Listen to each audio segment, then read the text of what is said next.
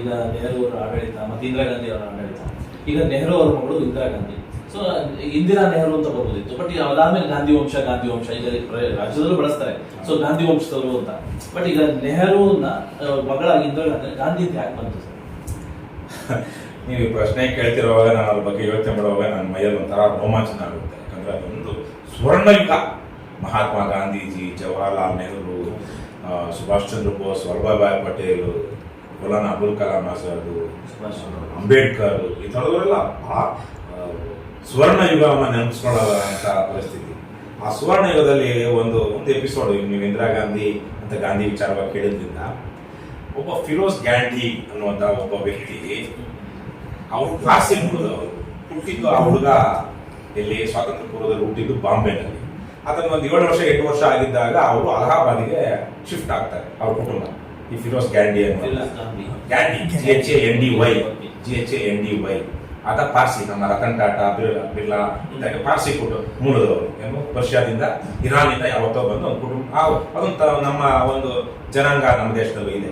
So ಅವರು ಅಲಹಾಬಾದಿಗೆ move ಆಗ್ತಾರೆ. ಅಲಹಾಬಾದ್ ಇವತ್ತಿನ ಪ್ರಯಾಗರಾಜ್. ಮೋತಿಲಾಲ್ ನೆಹರು ಅವರು ಆನಂದ್ ಭವನ್ ಅಂತ ದೊಡ್ಡ ಬಂಗ್ಲೆ, ಅಗರ್ಭ ಶ್ರೀಮಂತರು. ಮೋತಿಲಾಲ್ ನೆಹರು ಯಾರು? ಜವಾಹರ್ಲಾಲ್ ನೆಹರು ತಂದೆ. ಅವರು ಸ್ವಾತಂತ್ರ್ಯ ಹೋರಾಟಗಾರರು. ಸೊ ಅವರ ಮನೆಯಲ್ಲಿ ಅವರು ಆಗ ಸ್ವಾತಂತ್ರ್ಯ ಹೋರಾಟದ ಕಾಂಗ್ರೆಸ್ ಇವೆಲ್ಲ ಸ್ವಾತಂತ್ರ್ಯ ಪಡ್ಕೊಂಡಿದ್ದಾಗ ಅವರ ಮನೆ ಒಂದು ರೀತಿಯಲ್ಲಿ ಎಲ್ಲ ಸ್ವಾತಂತ್ರ್ಯ ಹೋರಾಟಗಾರರ ಆ ಭಾಗದ ಎಲ್ಲರ ಒಂದು ಕಚೇರಿ ತರಕ್ಕೆ. ಈ ಫಿರೋಜ್ ಗಾಂಧಿನೂ ಆ ಮನೆಗೆ ಹೋಗಿ ಬರೋದು ಮಾಡ್ತಾ ಇರ್ತಾರೆ. ಹುಡುಗ ಒಂದು 5 ವಯಸ್ಸಿಗೆ ಬಂದ್ಮೇಲೆ ಕಾಲೇಜು ಹೋಗುವಂತ ಸಂದರ್ಭದಲ್ಲಿ ಇನ್ನು ಇಂದಿರಾ ಬಹುಶಃ ಚಿಕ್ಕ ಮಗು ಅನ್ಸುತ್ತೆ. ಈ ತರ ಯುವಕ ಆಗಿರೋದಕ್ಕೆ ಇಂದಿರಾ ಪ್ರಿಯದರ್ಶಿನಿ ಅಂತ. ಪ್ರಿಯದರ್ಶಿನಿ ನೆಹರು ಅನ್ನೋದು ಬಹಳ ಕಡೆ ಕೇಳಬರಲ್ಲ. ಇಂದಿರಾ ಪ್ರಿಯದರ್ಶಿನಿ ಅಂತ ನೆಹರು ಅನ್ನೋದು ಬಿಟ್ಟು ಇಂದಿರಾ ಪ್ರಿಯದರ್ಶಿನಿ ಅನ್ನೋದು ಇಂದಿರಾ ಗಾಂಧಿ ಇಟ್ಟಿದ್ದಂತ ಹೆಸರು. ಸೊ ಈ ಫಿರೋಜ್ ಗಾಂಧಿ ಆವಾಗ ಸ್ವಾತಂತ್ರ್ಯ ಹೋರಾಟದಿಂದ ಪ್ರೇರಣೆಗೊಂಡು ನೆಹರೂರವರ ಸಂಪರ್ಕಕ್ಕೆ ಬಂದು ಮಹಾತ್ಮ ಗಾಂಧೀಜಿಯ ಬಗ್ಗೆ ಒಂದು ತುಂಬಾ ಗೌರವ ಬಂದು ತನ್ನ ಗಾಂಧಿ ಅನ್ನೋ ಹೆಸರನ್ನ ಆ ಮನುಷ್ಯ ಸ್ವಯಂ ಪ್ರೇರಿತವಾಗಿ ಗಾಂಧಿ ಅಂತ ಬದಲಾಯಿಸಿದ. ಮಹಾತ್ಮ ಗಾಂಧೀಜಿಯ ಮೇಲಿನ ಗೌರವದಿಂದ, ಪ್ರೇರಣೆಯಿಂದ, ಗೌರವದಿಂದ. ಆತ ಸ್ವಾತಂತ್ರ್ಯ ಹೋರಾಟಗಾರ. ಆತ ಎಂತಹ ಸ್ವಾತಂತ್ರ್ಯ ಹೋರಾಟಗಾರ ಮತ್ತೆ ಧೀಮಂತ ಅಂದ್ರೆ, ಮುಂದೆ ಆತ MP ಆಗ್ತಾರೆ, ಈ ದೇಶದ MP. ಈ ದೇಶದ ಆತ MP ಆದಾಗ ಈ ದೇಶದ ಪ್ರಧಾನಿ ಆಗಿದ್ದಂತವರು ಅವರ ಸ್ವತಃ ಮಾವ ಹೆಂಡತಿಯ ಅಪ್ಪ ಜವಾಹರ್ಲಾಲ್ ನೆಹರು ಆ ಸಂದರ್ಭದಲ್ಲಿ ಹೇಗೆ ಬೋಫೋರ್ಸ್, ಈಗ ರಫೇಲ್ ಏನೇನೋ ಅಕ್ರಮಗಳಾಗಿದೆ, ಕಮಿಷನ್ ತಗೊಂಡಿದ್ದಂತಾರಲ್ಲ, ಅದೇ ತರಕ್ಕೆ ಒಂದು ಜೀಪ್ ಹಗರಣ ಆಗುತ್ತೆ. ಬೇರೆ ದೇಶದಿಂದ ಯಾವ ದೇಶ ಗೊತ್ತಿಲ್ಲ ನನಗೆ, ಆ ಜೀಪ್ ಕೊಂಡ್ಕೊಳ್ತಾರೆ. ಇನ್ನು ನಮ್ಮ ಮಿಲಿಟರಿ ಜೀಪ್ ನ ವ್ಯಾಪಾರದಲ್ಲಿ ಕೊಂಡುಕೊಳ್ಳೋದ್ರಲ್ಲಿ ಅಕ್ರಮ ಆಗಿದೆ ಅಂತೇಳಿ ಸ್ವತಃ ತನ್ನ ಮಾವನನ್ನ ನಿಲ್ಲಿಸಿ, ಅದರಲ್ಲಿ ಪಾರ್ಲಿಮೆಂಟ್ ಅಲ್ಲಿ ಆರೋಪಿತ ಸ್ಥಾನದಲ್ಲಿ ನಿಲ್ಲಿಸಿ ಆವತ್ತು ಅಕ್ರಮವನ್ನ ಬೇರ್ಗಡೆದಂತಹ ದೇಶಭಕ್ತ ಫಿರೋಜ್ ಗಾಂಧಿಯ ಮೂಲ ಗಾಂಧಿ. ತದನಂತರದಲ್ಲಿ ಬಹುಶಃ ಇಂದಿರಾ ಪ್ರಿಯದರ್ಶಿನಿ ಏನು 10 ವಯಸ್ಸುಗಳಾಗಿ, ಯಾಕಂದ್ರೆ ಆತಾಗಲೇ ನಾನು ಹೇಳ್ದಂಗೆ ತೀನ್ಮೂರ್ತಿ ಭವನ್ ಅಂತ ಏನಿದೆ, ಆನಂದ್ ಭವನ್, ತೀನ್ಮೂರ್ತಿ ಭವನ್ ಅಂತ ಈಗ ಹೇಳ್ತಾರೆ ಅಲ್ಲಿ ಪ್ರಯಾಗ್ರಾಜ್ ಅಥವಾ ಅಲಹಾಬಾದ್ ನಲ್ಲಿ. ಆ ಮನೆಗೆ ಹೋಗಿ ಬರ್ತಾ ಅಲ್ಲೇ ಇಂದಿರಾ ಗಾಂಧಿನೂ ಅವ್ರಿಗೆ ಪರಿಚಯ ಆಗಿರಬಹುದು, ಪರಿಚಯ ಆಗಿ ಮದುವೆನೂ ಆಗ್ತಾರೆ. ಮದುವೆ ಆಗೋದಕ್ಕೆ ಮೊದಲೇನೆ ಫಿರೋಜ್ ಗಾಂಧಿ ಆಗಿರ್ತಾರೆ. ಎಷ್ಟೋ ಕಡೆಗಳಲ್ಲಿ ನೀವು ನೋಡಿ, ಈಗ ಆಂಧ್ರದ ತಮಿಳುನಾಡಿನ ಮುಖ್ಯಮಂತ್ರಿ ಯಾರು ಇವತ್ತಿನ ಮುಖ್ಯಮಂತ್ರಿ? ಸ್ಟಾಲಿನ್ ಹೆಸರು ಯಾಕೆ ಬಂತು? ಅವತ್ತು USSR ನ ಏನು ಸರ್ವಾಧಿಕಾರಿಯಾಗಿದ್ದ ಏನು ಕಮ್ಯುನಿಸ್ಟ್ ಒಂದು ಫಿಲಾಸಫಿಯನ್ನ ಪ್ರಪಂಚಕ್ಕೆ ಎತ್ತಿ ತೋರಿಸ್ತಾ ಧೀಮಂತ ಅಂತ ಅನಿಸ್ಕೊಂಡಿದ್ದಂತ ವ್ಯಕ್ತಿ ಸ್ಟಾಲಿನ್ ಅನ್ನುವ ಗೌರವದಲ್ಲಿ ಕರುಣಾನಿಧಿ ಆ ಒಂದು ಕಮ್ಯುನಿಸ್ಟ್ ವಿಚಾರಧಾರೆಯಿಂದ ಪ್ರೇರಿತರಾಗಿದ್ದಂತ ಕರುಣಾನಿಧಿ ತನ್ನ ಮಗನಿಗೆ ಸ್ಟಾಲಿನ್ ಅಂತ ಹೆಸರಿಡೋದು. ಆದ್ರೆ ಸ್ಟಾಲಿನ್ ಆಗಿ ನೋಡಿದ್ರೆ ಇತಿಹಾಸದಲ್ಲಿ ಒಬ್ಬ ಹಿಟ್ಲರ್ ತರಕ್ಕೆ ಒಬ್ಬ ಖಳನಾಯಕ. ಆದ್ರೆ ಆವತ್ತಿಗೆ 50-60 ಇಸ್ವಿದ 40-50-60ರಲ್ಲಿ ಸ್ಟಾಲಿನ್ ಅನ್ನೋದು ಬಹಳ ದೊಡ್ಡ ಹೆಮ್ಮೆಯ ವಿಚಾರ. ಲೆನಿನ್, ಸ್ಟಾಲಿನ್ ಅನ್ನುವಂಥದ್ದು. ಆದ್ರೆ ಸ್ಟಾಲಿನ್ ಎಂತಹ ಸರ್ವಾಧಿಕಾರಿ ಅನ್ನೋದು ಆಮೇಲೆ, ಎಷ್ಟು ಸರ್ವಾಧಿಕಾರಿ ದಮನಕೋರ ಹತ್ಯಾಕಾಂಡಗಳು ಮಾಡ್ತಾನೆ ಅನ್ನೋದು ಆಮೇಲೆ ಗೊತ್ತಾಗುತ್ತೆ. ಆದ್ರೆ ಕರುಣಾನಿಧಿ ಯಾಕಿಟ್ಟ ಹೆಸರು ಅಂತ ಯಾಕಿಟ್ರು ಅಂದ್ರೆ ಅವ್ರಿಗೆ ಆ ಪ್ರೇರಣೆ. ಅದೇ ತರಕ್ಕೆ ಎಷ್ಟೋ ಈ ದೇಶದಲ್ಲಿ, ಎಷ್ಟೋ ಆಂಧ್ರದಲ್ಲಿ ಬಹಳ ನೆಹರು, ಗಾಂಧಿ ಅಂತ ಆಂಧ್ರದಲ್ಲಿ ಎಷ್ಟೋ ಜನ ತಮ್ಮ ಮಕ್ಕಳಿಗೆ ಇಟ್ಟಿದ್ದಾರೆ. ಅಡ್ಡ ಹೆಸರಲ್ಲ, ನೇರ ಹೆಸರನ್ನ ಇಟ್ಟಿದ್ದಾರೆ, ಸರ್ನೇಮ್ ಅಲ್ಲ ಅದು. ಸೊ ಹಾಗಾಗಿ ಅದೇ ತರಕ್ಕೆ ಗಾಂಧಿ ವಿಚಾರಧಾರೆಯಿಂದ ಪ್ರೇರಿತನಾಗಿದ್ದಂಥ ಒಬ್ಬ ಸ್ವಾತಂತ್ರ್ಯ ಹೋರಾಟಗಾರ ತನ್ನ ಸರ್ನೇಮ್ ಏನು ಅಡ್ಡ ಹೆಸರು ಅಥವಾ ಕುಟುಂಬದ ಹೆಸರನ್ನ GHANDY ಅಂತ ಬರೀತಿದ್ದಂಥ ಗ್ಯಾಂಡಿ ಅಂತ ಬರೀತಿದ್ದಂಥ ಹೆಸರನ್ನ GANDI ಅಂತ NDHI ಅಂತ ಬದಲಾಯಿಸ್ಕೊಳ್ತಾರೆ. ಯಾರು? ಫಿರೋಜ್ ಗಾಂಧಿ. ತದನಂತರ ನಾನು ಹೇಳಿದಂಗೆ ಇಂದಿರಾ ಗಾಂಧಿ ಮದುವೆ ಆಗುತ್ತೆ. ಸಹಜವಾಗಿಯೇ ನಮ್ಮ ದೇಶದಲ್ಲಿ ಅದು ಪ್ರಪಂಚಾದ್ಯಂತ ಏನಿದೆ, ಗಂಡನ ಸರ್ನೇಮನ್ನ ತಮ್ಮ ಸರ್ನೇಮ ಮಾಡ್ಕೊಳ್ತಾರೆ. ಕೆಲವು ನಮ್ಮ ಉತ್ತರ ಕರ್ನಾಟಕದಲ್ಲೇ ಹೆಸರನ್ನೇ ಬದಲಾಯಿಸ್ಕೊಳ್ತಾರೆ. ಈಗ ಶ್ರೇಯಾ ಪಾಟೀಲ್ ಅಂತಿದ್ರೆ ಮದುವೆ ಆದ್ಮೇಲೆ ಪ್ರೇಮ ಪಾಟೀಲ್ ಅಂತ ಹೆಸರು ಪ್ರೇಮ. ಶ್ರೇಯಾ ಪಾಟೀಲ್ ಅನ್ನುವಂತ ವ್ಯಕ್ತಿ ಇನ್ಯಾವುದು ವಿಜಯ್ ಹಿರೇಮಠ ಅನ್ನೋರ ಮದುವೆ ಆದ್ರೆ ಪ್ರೇಮ ಹಿರೇಮಠ ಆಗ್ಬಿಡ್ತಾರೆ. ಅವ್ರ ಹೆಸರು ಹೋಯ್ತು, ಅಡ್ಡ ಹೆಸರು ಹೋಯ್ತು. ಶ್ರೇಯಾ ಅನ್ನೋದು ಪ್ರೇಮ ಆಯ್ತು, ಪಾಟೀಲ್ ಅನ್ನೋದು ಹಿರೇಮಠ ಆಯ್ತು. ಹೀಗೆ ಹಾಗಾಗಿ ಆಗ ಇಂದಿರಾ ಪ್ರಿಯದರ್ಶಿನಿ ಇಂದಿರಾ ಗಾಂಧಿ ಆಗ್ತಾರೆ. ಸೊ ಅವರು ರಕ್ತ ಸಂಬಂಧಿಗಳಲ್ಲ. ಇವರು ಉತ್ತರ ಪ್ರದೇಶದ ಕಾಶ್ಮೀರಿ ಮೂಲದ ಯಾರು ನೆಹರು, ಗಾಂಧಿ ಯಾವುದು ಪೋರ್ಬಂದರ್ ಗುಜರಾತ್ನವರು. ಆದ್ರೆ ಇವರು ಫಿರೋಜ್ ಗಾಂಧಿ ಅನ್ನುವಂಥ ಒಬ್ಬ ಸ್ವಾತಂತ್ರ್ಯ ಹೋರಾಟಗಾರ, ಪಾರ್ಸಿ ಮೂಲದ ಬಾಂಬೆ ವ್ಯಕ್ತಿ. ಮುಂಬೈಯಿಂದ ಅವ್ರು ಚಿಕ್ಕ ವಯಸ್ಸಿನಲ್ಲಿ ಅಲಹಾಬಾದ್ ವಲಸೆ ಹೋಗ್ತಾರೆ ಅವ್ರ ಕುಟುಂಬ.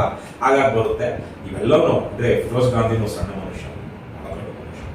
ಅವರು ಬಹಳ ದೊಡ್ಡ ತಮ್ಮ ಮಾವ ಪ್ರಧಾನಮಂತ್ರಿ ಆಗಿದ್ದಾಗಲೂ ಬಹಳ ಸ್ವತಂತ್ರ ಪ್ರವೃತ್ತಿ ಇದ್ದಂಥವ್ರು. ತಮ್ಮ ಮಾವನನ್ನು ಸಹ ಬಿಡದೆ ಪಾರ್ಲಿಮೆಂಟ್ ಅಲ್ಲಿ ಪ್ರಶ್ನೆ ಮಾಡ್ತಿದ್ದಂಥವ್ರು. ಅವರು ಸಹ ಬಹಳ ಚಿಕ್ಕ ವಯಸ್ಸಿಗೆ ನಿಧನರಾಗ್ತಾರೆ. ಅವ್ರು ನಿಧನರಾದ ನಂತರನೇ ಇಂದಿರಾ ಗಾಂಧಿ ಬಹುಶಃ ಅಷ್ಟೊತ್ತಿಗೆ ಬಹುಶಃ ಅವರು ಜವಾಹರ್ಲಾಲ್ ನೆಹರು ಇದ್ದಾಗಲೇ ಸತ್ತೋಗಿರ್ತಾರೆ ಅನ್ಸುತ್ತೆ. ಫಿರೋಜ್ ಗಾಂಧಿ ತುಂಬಾ ಚಿಕ್ಕ ವಯಸ್ಸಿಗೆ 50 ವರ್ಷಕ್ಕೆಲ್ಲ ಅನ್ಸುತ್ತೆ. ಅದಾದ ನಂತರ ಲಾಲ್ ಬಹದ್ದೂರ್ ಶಾಸ್ತ್ರಿ ಸರ್ಕಾರದಲ್ಲಿ ಮಂತ್ರಿ ಆಗೋದು ಯಾರು, ಇಂದಿರಾ ಗಾಂಧಿ. ಇನ್ನೊಂದು ವಿಚಾರ, ಇಂದಿರಾ ಗಾಂಧಿ ಪ್ರಧಾನ ಮಂತ್ರಿ ಆಗದೆ ಇದ್ದಿದ್ರೆ ದೇಶ ಇನ್ನೂ ಬೇರೆ ತರ ಇನ್ನೂ ಚೆನ್ನಾಗಿರ್ತಿತ್ತು ನನ್ನ ಪ್ರಕಾರ. ಆದ್ರೆ ಆಗಿದ್ದು ಅವರೊಂದಷ್ಟು ಒಳ್ಳೆ ಕೆಲಸ ಮಾಡಿದ್ರು. ಆದ್ರೆ ಮಾಡಿದ್ದೆ ಮಾಡಿದ್ದು ಅವತ್ತಿಗೆ ನಮ್ಮ ಸಮಾಜ ಎಷ್ಟು ಕೆಟ್ಟಿತ್ತು ಅಂದ್ರೆ ಒಳ್ಳೆ ಕರ್ನಾಟಕದ ನಿಜಲಿಂಗಪ್ಪ, ತಮಿಳುನಾಡಿನ ಇವರು ಕಾಮರಾಜು, ಆಂಧ್ರದ ನೀಲಂ ಸಂಜೀವ್ ರೆಡ್ಡಿ, ಇವರು ಕಾಂಗ್ರೆಸ್ನಲ್ಲಿ ಪ್ರಬಲರಾಗ್ಬಿಡ್ತಾರೆ. ಕಾಂಗ್ರೆಸ್ ಅಧ್ಯಕ್ಷರಾಗ್ಬಿಡ್ತಾರೆ. ಇಲ್ಲಿ ಮುಖ್ಯಮಂತ್ರಿ ಪದವಿ ಬಿಟ್ಟ ಮೇಲೆ ನಿಜಲಿಂಗಪ್ಪ. ಇವರು ಲಾಲ್ ಬಹದ್ದೂರ್ ಶಾಸ್ತ್ರಿ ಅವರು ಅಕಾಲಿಕ ಮರಣ, ತಾಷ್ಕೆಂಟ್, ಇವತ್ತಿನ ಉಜ್ಬೇಕಿಸ್ತಾನ ತಾಜಕಿಸ್ತಾನ, ಅವತ್ತಿನ USSR ಅಲ್ಲಿ ಸತ್ತಾಗ ತಮ್ಮ ಮಾತು ಕೇಳೋದಿಕ್ಕೆ ನಮ್ಮ ಕಂಟ್ರೋಲ್ ಅಲ್ಲಿ ಇರ್ತಾರೆ ಅಂತ ಇಂದಿರಾ ಗಾಂಧಿ ತಂದು ಕೂರಿಸಿದ್ರು. ಇಂದಿರಾ ಗಾಂಧಿ ಅವತ್ತು ಮೊರಾರ್ಜಿ ದೇಸಾಯಿ ಆಕ್ಚುಲಿ ಆಗ್ಬೇಕಾಗಿದ್ದು. ಮೊರಾರ್ಜಿ ದೇಸಾಯಿನೇ ಲಾಲ್ ಬಹದ್ದೂರ್ ಶಾಸ್ತ್ರಿ ಅವರ ಸ್ಥಾನದಲ್ಲಿ ಮೊರಾರ್ಜಿ ದೇಸಾಯಿ ಅವರು ಪೈಪೋಟಿ ಕೊಟ್ಟಿದ್ರು. ಆದ್ರೆ ಹಾಗಾದ್ರೆ ಅಷ್ಟೊತ್ತಿಗೆ ಸ್ವಲ್ಪ ಲಾಲ್ ಬಹದ್ದೂರ್ ಜವಾಹರ್ಲಾಲ್ ನೆಹರು ಅವರ ತರುವಾಯ ಇವ್ರು ಯಾರು ಲಾಲ್ ಬಹದ್ದೂರ್ ಶಾಸ್ತ್ರಿ ಅಂತ ಹೆಸರಿತ್ತು. ಆದ್ರೆ ಮೊರಾರ್ಜಿ ದೇಸಾಯಿ ಅವರು he was also a contender. So naturally after Lal Bahadur Shastri, Morarji Desai was a senior most and he was the foremost contender. ಆದ್ರೆ ಇವರಿಗೆ ಮೊರಾರ್ಜಿ ದೇಸಾಯಿ ಒಬ್ಬ ವೆರಿ ಹೈಲಿ ಇಂಡಿಪೆಂಡೆಂಟ್ ವ್ಯಕ್ತಿ. ನಮಗೆ ಕಾಂಗ್ರೆಸ್ ಪಕ್ಷ ನಮ್ಮ ಅಧೀನದಲ್ಲಿರೋದಿಲ್ಲ ಅಂತೇಳಿ ಇವರು ಕಾಮರಾಜ್ ಅವರು, ನೀಲಂ ಸಂಜೀವ್ ರೆಡ್ಡಿ, ನಿಜಲಿಂಗಪ್ಪ ಇವರೆಲ್ಲ ಪ್ಲಾನ್ ಮಾಡಿ ತಮ್ಮ ಕೈಗೊಂಬೆ ಆಗಿರ್ತಾಳೆ ಅಂತೇಳಿ ಇಂದಿರಾ ಗಾಂಧಿನ ಮಾಡಿದ್ದು. ಆದ್ರೆ ಇಂದಿರಾ ಗಾಂಧಿ ಅವರ ಏನು ಕೈಗೊಂಬೆ ಆಗದೆ ಒಂದು 2-3 ವರ್ಷದಲ್ಲೇ ಇಡೀ ಕಾಂಗ್ರೆಸ್ ಪಕ್ಷವನ್ನು ಆಪೋಷಣ ತಗೊಳ್ಕೊಳ್ಳೋ ತರ ತೀರ್ಪು ಮಾಡಿ ಸರ್ವಾಧಿಕಾರಿನವಾಗಿ ವಂಶ ಪಾರಂಪರ್ಯ ರಾಜಕಾರಣವನ್ನು ಬೆಳೆಸ್ಕೊಳ್ತಾರೆ. ವಿಚಿತ್ರ ಏನು ಅಂದ್ರೆ ಇದೇ ನೀಲಂ ಸಂಜೀವ್ ರೆಡ್ಡಿ ಮತ್ತೆ ಯಾರು ನಿಜಲಿಂಗಪ್ಪ ಇವರೆಲ್ಲ ಸೇರ್ಕೊಂಡಷ್ಟು ಕಾಮರಾಜ್ ಅವರು ಬರೋದಿಲ್ಲ ಅನ್ಸುತ್ತೆ 77ರಲ್ಲಿ ಇವರೇನೆ ಏನು ಮೊರಾರ್ಜಿ ದೇಸಾಯಿ ಅವರನ್ನ ಪ್ರಧಾನಮಂತ್ರಿ ಮಾಡೋದ್ರಲ್ಲಿ ಮುಂದಾಳತ್ವ ವಹಿಸುವಂತಹ ಒಂದು ಇತಿಹಾಸ ತೀರ್ಪು. ಲೋಕನಾಯಕ ಜಯಪ್ರಕಾಶ್ ನಾರಾಯಣ ಅವರ ನೇತೃತ್ವದಲ್ಲಿ ಎಮರ್ಜೆನ್ಸಿ ವಿರುದ್ಧವಾಗಿ ಮಾಡಿದಾಗ ಸಹಜವಾಗಿ ಆಯ್ಕೆ ಇದ್ದಿದ್ದು ಅವಾಗ ಮೊರಾರ್ಜಿ ದೇಸಾಯಿ. ಅದನ್ನು ಬೆಂಬಲಿಸುವಂತಹ ಒಂದು ಸ್ಥಿತಿ ಇವರಿಗೆ ಬರುತ್ತೆ. ಅದ್ರ ಬದಲು ಮೊದಲೇ ಮಾಡಿದ್ದಿದ್ರೆ ಒಂದು ರೀತಿಯಲ್ಲಿ ಆಂತರಿಕ ಪ್ರಜಾಪ್ರಭುತ್ವ ಇರ್ತಾ ಇತ್ತು. ಇದೆಲ್ಲ ರಾಜಕೀಯವಾಗಿ ಕೆಲವು ತಪ್ಪುಗಳು ಹೆಂಗಾಗ್ಬಿಡುತ್ತೆ, ಇವ್ರಿಗೆ ಕಂಟ್ರೋಲ್ ಇಟ್ಕೊಳ್ಬೇಕು, ಒಂದು ದುರಾಸೆ ಅಥವಾ ಏನೋ ಒಂದು ಆ ಒಂದು ಕಂಟ್ರೋಲಿಂಗ್ ನೇಚರ್ ನಮ್ಮ ದೇಶದಲ್ಲಿ ಎಲ್ಲಿ ತನಕ ಟರ್ಮ್ ಲಿಮಿಟ್ಸ್ ಬರಲ್ವೋ ಈ ದೇಶದಲ್ಲಿ ಆಂತರಿಕ ಪ್ರಜಾಪ್ರಭುತ್ವ ಬರಲ್ಲ, ವಂಶ ಪಾರಂಪರ್ಯ ರಾಜಕಾರಣ ಮುಂದುವರಿಯುತ್ತೆ. ಅಮೆರಿಕದಲ್ಲಿದ್ದಂಗೆ ಎಕ್ಸಿಕ್ಯೂಟಿವ್ ಪೋಸ್ಟ್ಗೆ ಒಂದು ಪಕ್ಷದ ಅಧ್ಯಕ್ಷನಾಗಲಿ ಅಥವಾ ಪ್ರಧಾನಮಂತ್ರಿ ಅಥವಾ ಎಕ್ಸಿಕ್ಯೂಟಿವ್ ಪೋಸ್ಟ್ಗಳಿಗೆ 2 ಟರ್ಮ್ಗಿಂತ ಜಾಸ್ತಿ ಇರಬಾರ್ದು. ಅವ್ರನ್ನ ತೆಗಿಬೇಕು. ಅವರು ಬೇರೆದಕ್ಕೆ ಹೋಗ್ಬೇಕು, ಮೇಲುಕಾರ್ ಹೋಗ್ಲಿ, ಕೆಳಗಡೆ ಹೋಗ್ಲಿ ಅಥವಾ ರಿಟೈರ್ಡ್ ಆಗಬಾರ್ದು. ಎಲ್ಲಿ ತನಕ ಈ ಟರ್ಮ್ ಲಿಮಿಟ್ಸ್ ಇರಲ್ವೋ ಪಕ್ಷಗಳು ಆಸ್ತಿ ಸಾರ್ವಜನಿಕ ಆಸ್ತಿ. ನಾನೊಂದು ಪಕ್ಷದ ಅಧ್ಯಕ್ಷ, ಈಗ ಇದು ಈ ಪಕ್ಷ ಸಾರ್ವಜನಿಕರು, ಪಕ್ಷದ ಸದಸ್ಯರದು, ಈ ದೇಶದ ಸಂವಿಧಾನ ಪ್ರಕಾರ ನಡೀತಿರೋದು. ಆದ್ರೆ ನಾನು ವೈಯಕ್ತಿಕ ಆಸ್ತಿ ಮಾಡ್ಕೊಳ್ಬಹುದು. ಯಾಕೆ? ನಾನು ಬೇಕಾದವ್ರನ್ನ ಆಯ್ಕೆ ಮಾಡ್ಕೊಂಡು ನಾನು ಬೇಕಾದ ತಿದ್ದುಪಡಿ ಮಾಡ್ಕೊಂಡು ಬಯಲಾಗಲೇನ ಇವೆಲ್ಲ ಹೋಗ್ಬೇಕು. ಪೂರ್ತಿ ಒಂದು ಶಿಸ್ತು ಬರಬೇಕು. ಎಲ್ಲ ಸಂವಿಧಾನದ ಪ್ರಕಾರ ಬಯಲಾಗಳ ಪ್ರಕಾರ ಪಕ್ಷ ನಡೆಯುವಂಥದ್ದು ಆಂತರಿಕ ಪ್ರಜಾಪ್ರಭುತ್ವ. ಪ್ರೈಮರಿ ಎಲೆಕ್ಷನ್ಸ್ ದೇವೇಗೌಡರು ಅಂತವ್ರು ಯಾವ ಸಲ ಕುಮಾರಸ್ವಾಮಿ ಹೇಳಿದಾರಲ್ಲ, ಪಕ್ಷ ನಡೀಬೇಕು ಅಂದ್ರೆ ನಾವು MP ಸೀಟ್ಗಳನ್ನ ಮಾಡ್ಕೊಳ್ಬೇಕು, MLC ಸೀಟ್ಗಳನ್ನ ಮಾಡ್ಕೊಳ್ಬೇಕು ಅಂತ ಅವ್ರು ಹೇಳಿದ್ದಾರೆ, ಬೇರೆಯವ್ರು ಹೇಳಿಲ್ಲ ಅಷ್ಟೇ. ಯಾರ್ಯಾರು ತಮಿಳುನಾಡವ್ರಿಗೆಲ್ಲ ದೇವೇಗೌಡರು ಬಾರದ್ರು MP ಸೀಟ್ನ ರಾಜ್ಯಸಭಾ MP ಅಂತ ಹೇಳ್ತಾರಲ್ವಾ, ಅದರ ಬಾರೋದ್ರ ಬದಲು ಪ್ರೈಮರಿ ಎಲೆಕ್ಷನ್ಸ್ ನಡೀಬೇಕು. MLA ಸೀಟ್ಗಳು ಪ್ರೈಮರಿ ನಡೀಬೇಕು, MLCಗಳಿಗೆ ಅವರಲ್ಲೇ ನಡೀಬೇಕು. MP MLCಗಳಿಗೆ ಅವರಲ್ಲೇ ಒಂದು ಹೆಸರುಗಳು ಕೊಟ್ಟು ಅವರು ಯಾರು ತೀರ್ಮಾನ ಮಾಡ್ತಾರ ಅಂತ ಈ ತರದ್ದೆಲ್ಲ ಬರಬೇಕು. ಸೊ ಹಾಗಾಗಿ ಇಂದಿರಾ ಗಾಂಧಿ ಅವರು ಏನು ಗಾಂಧಿ ಯಾವುದೇ ಕಾರಣಕ್ಕೂ ಗಾಂಧಿ ವಂಶಸ್ಥರಲ್ಲ, ಆದರೆ ಗಾಂಧಿ ಅಂತ ಬಂದಿದ್ದು ಸಹ ಅದೊಂದು ಪ್ರೇರಣೆಯಿಂದ. ಆದರೆ ಎಷ್ಟೇ ಆಗಲಿ ಜವಾಹರ್ಲಾಲ್ ನೆಹರು ದೇಶ ನಿಜಕ್ಕೂ ಬಹಳ ಜನ ಜವಾಹರ್ಲಾಲ್ ನೆಹರು ಅವ್ರನ್ನ ಇವತ್ತಿಗೆ ಬಹಳ ತುಚ್ಛೀಕರಿಸಿ ಮಾತಾಡ್ತಾರೆ. ಅವರು ತರ ನಿರ್ಲಕ್ಷ್ಯಕ್ಕೆ ಅಥವಾ ಒಂದು ರೀತಿಯಲ್ಲಿ ತುಚ್ಛತೆಗೆ ಕ್ಷುದ್ರರು ಅಂತ ನಾನು ಭಾವಿಸ್ತೀನಿ. ಜವಾಹರ್ಲಾಲ್ ನೆಹರು, ಇಂದಿರಾ ಗಾಂಧಿ ಅಥವಾ ರಾಹುಲ್ ಗಾಂಧಿ, ರಾಜೀವ್ ಗಾಂಧಿ ಬಿಟ್ಬಿಡೋಣ, ಜವಾಹರ್ಲಾಲ್ ನೆಹರು ಮಾತ್ರ ಬಹಳ ದೊಡ್ಡ ಮನುಷ್ಯ.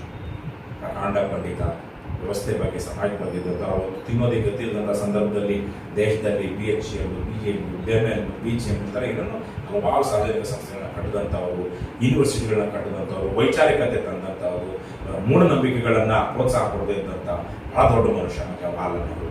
ಭಾರತ ಸದಾ ಕೃತಜ್ಞವಾಗಿರಬೇಕು ಜವಾಹರ್ಲಾಲ್ ನೆಹರು ಅವರು. ಬಹಳ ಜನ ನಮ್ಮದೇನೋ ತೋರಿಸ್ಕೊಳ್ಬೇಕು, ನಾನು ದೊಡ್ಡ ಮನುಷ್ಯ ಆಗಬೇಕು ಅಂತೇಳಿ ಶುದ್ಧ ಮನಸ್ಥಿತಿಯವರು. ಜವಾಹರ್ಲಾಲ್ ನೆಹರು 9 ವರ್ಷ ಜೈಲಲ್ಲಿದ್ದ ಮನುಷ್ಯ, ಏನು ಬೇಕಾಗಿತ್ತು ಅವರಿಗೆ? ಜವಾಹರ್ಲಾಲ್ ಅಗರ್ಬ ಶ್ರೀಮಂತರು ಅವರೆಲ್ಲ ಯಾಕೆ ಜೈಲಲ್ಲಿದ್ದರು? ಯಾಕಿರಬೇಕಾಗಿತ್ತು? ಬೇರೆ ಬೇರೆ ಥರಕ್ಕೆ ಎಷ್ಟೋ ಜನ ದೇಶದಲ್ಲಿದ್ದಂಥ ದೊಡ್ಡ ದೊಡ್ಡ ರಾಜ್ಯಗಳೆಲ್ಲ ಬ್ರಿಟಿಷರು ಬೂಟ್ ನೆಕ್ತಾ ಇದ್ರು, ಶ್ರೀಮಂತರೆಲ್ಲ ಬ್ರಿಟಿಷರು ಬೂಟ್ ನೆಕ್ತಾ ಇದ್ರು. ನನ್ನ ಅಜ್ಜ, ನಾನು ಇತ್ತೀಚೆಗೆ ಯೋಚನೆ ಮಾಡಿದ್ರೆ ನಾನು ಹೊಳೆದಿದ್ದು, ನನ್ನ ತಾಯಿಯ ತಂದೆ ಸಹ ಬ್ರಿಟಿಷ್ ಸರ್ಕಾರದಲ್ಲಿ ಕೆಲಸ ಮಾಡಿದವರು. ಏನು ಒಬ್ಬ ಗ್ರಾಮ ಲೆಕ್ಕ